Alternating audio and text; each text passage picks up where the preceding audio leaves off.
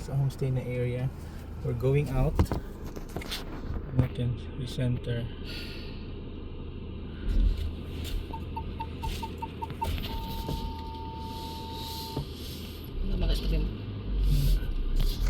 Masyado siyang sensitive sa mga daming sensors.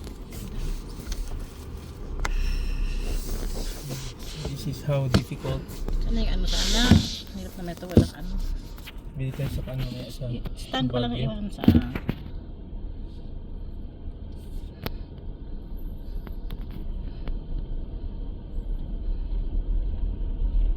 ito yung gate nila, nandito Ito yung yung property gate. nila.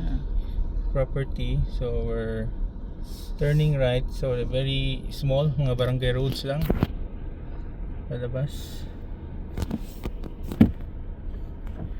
Challenge in going out. Ano ba tayo? Tama, di ba?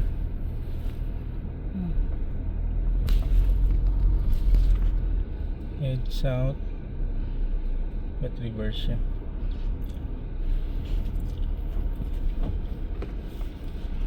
$140 meters.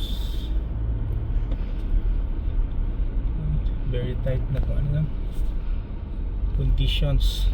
Tingnan mo dito, oh. May tipak. Ito yung sabi ng tipak, oh.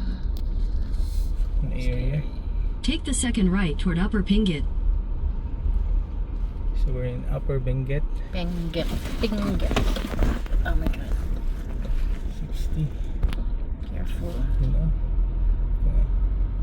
Hirap ng place but maganda yung view. May dog. Ito, tingnan mo sa sagasaan natin. Yeah.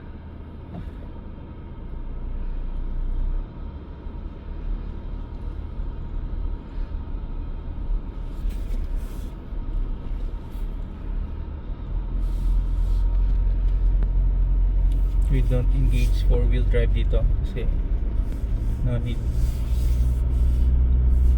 221 na. In 200 meters, turn right to stay on Upper Pingit.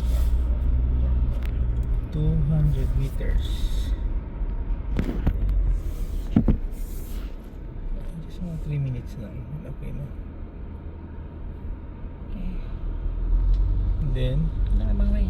There's no other way. Just follow the road. tingnan yung papasok na. That's scary. As long as wala namang approaching, okay lang. Solo mo road. Tapos mag-parking pa sa gilid pa, oh. Parking pa sa kitang ganda. Ito yung sinasabi. Take the second right to stay on Upper Pingit, then slight left to stay on Upper Pingit. Oh my god. So scary. Sabi ba ng Istanbul din. Ay, shucks. Turkey pala. 3:28 na.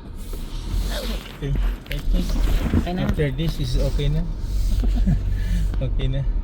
Okay na? Something, oh. Tama na. Okay na.